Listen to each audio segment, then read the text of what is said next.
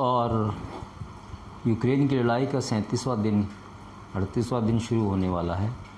और आज ये खबर आई कि यूक्रेनियन हेलीकॉप्टर्स अटैक हेलीकॉप्टर्स ने जो है रशिया में जो बेल्गोग्राद करके एक जगह है वहाँ पर पेट्रोलियम डंप या फ्यूल डंप को इन्होंने निशाना बनाया और उसमें भयंकर आग लग गई, तकरीबन उसको बर्बाद कर दिया।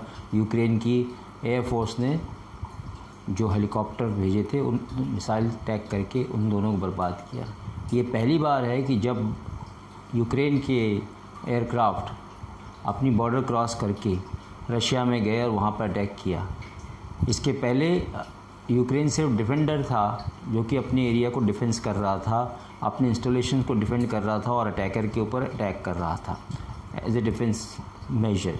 अब ये हुआ पहली बार कि इन्होंने जो है पेट्रोल डंप को या फ्यूल डंप को जो है बर्बाद कर दिया है। ये 2 हेलीकॉप्टर गए और इन्होंने जो है जाके उसको उड़ा दिया। ये बेल्गोग्राद के पास है जो कि तकरीबन बेल्गोग्राद से 35 किलोमीटर है यूक्रेन बॉर्डर। वहाँ पे ये डंप स्थित था जिसको उन्होंने बर्बाद किया। और ये लो एल्टीट्यूड पे गए, नीचे उड़ते हुए गए और उन्होंने नेप ऑफ द अर्थ जाकर उसको उड़ा दिया और पूरा जो है पेट्रोलियम डंप आग लग गया। आपने वीडियो में देखा भी होगा, बुरी तरह जो है उसको नुकसान पहुंचा है।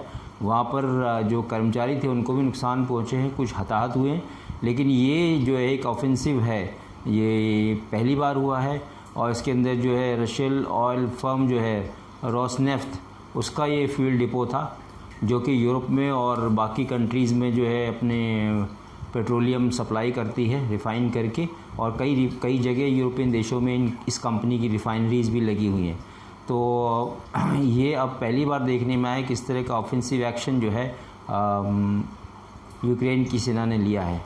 तो अब कुछ बदल रहा है, रूस थोड़ा ढीला पड़ रहा है। हो सकता है रूस ने कुछ और प्लानिंग की हो कि वो कुछ और अटैक करके उसको बर्बाद करेगा, लेकिन तकरीबन उसने यूक्रेन को खंडहर तो बना ही दिया है। लेकिन अब पहली बार जब ये ऑफेंसिव यूक्रेन की तरफ देखा तो ऐसा लगता है कि यूक्रेन अभी भी जो है हिम्मत नहीं हार रहा है और लड़ाई के मैदान में डटा हुआ है। तो हो सकता है आगे भी कुछ इस तरह की एक्टिविटीज़ हों जिसमें ऑफेंसिव एक्शन यूक्रेन की तरफ से लिया जाए एक काउंटर मेजर के तौर पे, कि जो रूस लड़ते हुए थक गया है, 30-37 दिन या 40 दिन होने वाले हैं, तो वो जो है उसके ऊपर वार कर रहा है, यूक्रेन वार कर रहा है। उसने मौका देखा है जिससे वो रशिया के ऊपर वार कर रहा है, क्योंकि उसको लग रहा है सुस्ती आ गई होगी रशियन फोर्सेस में लड़ते लड़ते, तो उसका फ़ायदा यूक्रेन ने उठाया है। और ये होता ही है, मिलिट्री आर्ट ऑफ वॉर पे होता भी है कि जब दुश्मन आपको कमज़ोर लगे तो उसके ऊपर अटैक करो, और वही यूक्रेन ने किया है।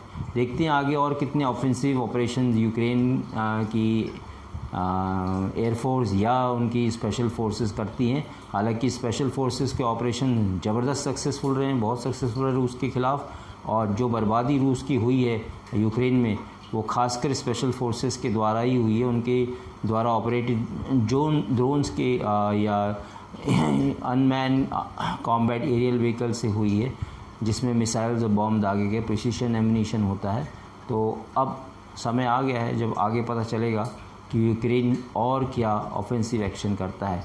Keep watching my channel, please subscribe it, like it and forward it to your friends. Those who want to ask some question, they want to know about certain activities, they can write to me in comment box. I shall be replying them in due time. Thank you. Thanks for watching.